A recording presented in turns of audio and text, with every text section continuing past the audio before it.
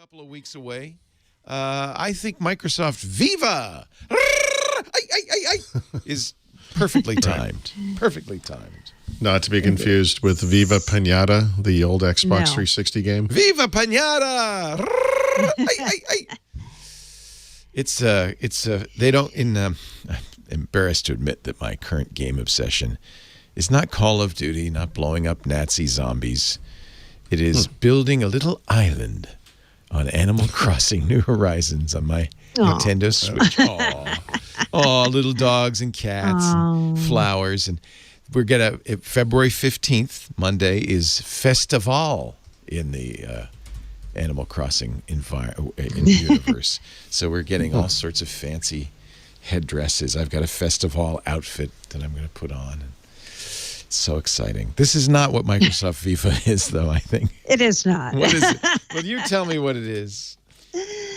Do you remember last week we were making some guesses about this employee experience platform, and we said we're going to find out the day after Windows Weekly what it is. And so we found did. out, and we mostly were correct in what we thought. So there's 4 pillars of Viva. There are 4 different applications that are going to reside in teams, basically. So there's one called Viva Connections that's mostly like SharePoint and Yammer repackaged and made into an employee portal. There's Insights, which is My Analytics, Workplace Analytics, the Headspace meditation app integrated in there. That's cool. And Virtual Commute. Just what you want your employees to do is just sit there with their eyes closed for an hour. So it's supposed to promote well-being. No, I'm meditating. It's Headspace. It's right there in our Viva. Well-being, guys. Little transition between work and home. Look, how are you feeling? Oh, Lisa would just hate this. How are you feeling? Take a moment. Give us a rating. Give us, how are you feeling? There are no feelings at work. I'm feeling productive, Leo. How are you feeling? That's how you should feel, and that's the only one I want to hear about. Oh, people love kudos. Yep. Kudos received in the... Whoa!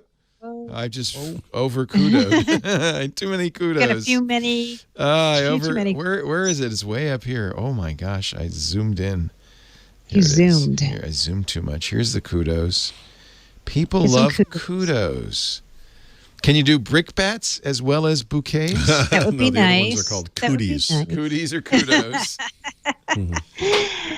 Yeah. Then there's 2 others. Learning is a portal for basically helping employees continue to learn at work. So your manager can recommend things for you to read and courses for you to take through Microsoft, like we said, through LinkedIn Learning, but also through various partners. And then Viva Topics is the Project Cortex knowledge management pieces like topic cards, topic centers. So we were pretty on in our guesses of what this was. We don't know the pricing. Did we know the name? Because I don't remember you saying Viva. Do we know the name? I don't think we knew the name. I would have picked up on that. Yeah, maybe we didn't know the name. Okay, but what is this? What is new here, right? Doesn't this seem like a lot of kind of rebranding of things that are already... It does. They have all that stuff, Headspace and everything in Teams? Most of it, yeah. Yeah, they did. So, when I saw this, I saw it more as like Microsoft's building I hate this word, I'm going to use it, solution. A solution for learnings? A solution for learnings, Paul. So that people don't have to try to assemble all these different pieces together and make sense out of them, but they could just, in theory, go to their, Microsoft E5 licensing page and click, yes, I want this module, I want this module. So you don't just because you're using Teams, you don't automatically have the Viva Insights tab. I doubt you will. They haven't talked about licensing and pricing for almost any of this so far, and they won't talk about it yet. They've got buttons on this one page for start meditating, plan your focus time, review all one-on-ones, book learning time, send... Is there a button that says get back to work? Because what the heck is all that other stuff? Send praise. The only button that has to do with work is end your day. Is ending work. And then how are you going to click 5 buttons and call it a day and then be like, I'm not feeling that great. I'm going to see you guys tomorrow. A bunch of buttons. I did my job. Wow. So, my theory is none of the three of us are the audience for this. No. Right? No. But it is It's interesting younger that people. corporations are so touchy-feely these days. That doesn't. I know. I would like the occasional star, you know. Yeah. Yeah, you need your gold Put it on your stars, forehead. right? Yeah. Yeah, but the You idea think it's young is people, especially young during, folks? yeah, I think younger people really would eat this up. Like if you talk to younger people, they really care a lot about things like, you know, one-on-one time with their managers, getting kudos. They care about this stuff. Me, I'm like, I don't ever want to talk to my manager, see my manager, or interact with my manager. People care about Jell-O shots and staying out late on Friday nights. I don't know what you're talking about. No, it's a culture gap. There really is a generation gap because I'm with you, Mary Jo. The last person I want to talk to is my boss. It's like if I don't see you forever, I'm happy. And then I've noticed some of our younger employees, they say, you never give me any feedback. And ask Micah what he thinks. Yeah. I bet he would love this. I say, this would be his. I'm doing you a favor. I'm staying out of your way. And they don't like Leo, it. I have been waiting for you to acknowledge me for the entire time I've been here. Thank you. Is that because there's too many participation trophies in that generation, or is it really? Oh, for sure. Is it a better way of working? Is it kinder, gentler corporation?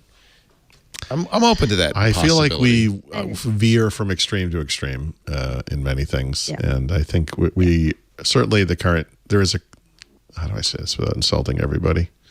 You over-coddled children. Why would you stop? Go ahead. No, Please go forward. I don't know.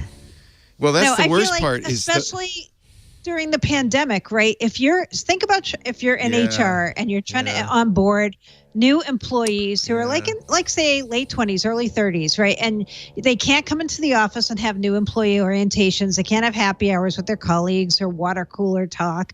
This is you trying to put this in a technology basket and say, okay, we're trying to simulate these events for you. Yeah. And I think it's important to remember too that this is a special time and not a good special time. Just a special time. Especially single people who are working from home. It's hard. Yeah, but really for some people, this isn't going to change too much, right? I mean, for the best case scenario for some people going forward is going to be like you can come into the office sometimes, you know. And I think what they're trying to set in place here is not necessarily just for right now. It's for this, you know, coming age where it's going to be a little more hybrid and, you know, some of what we're doing now and some more traditional stuff, I guess. Yep.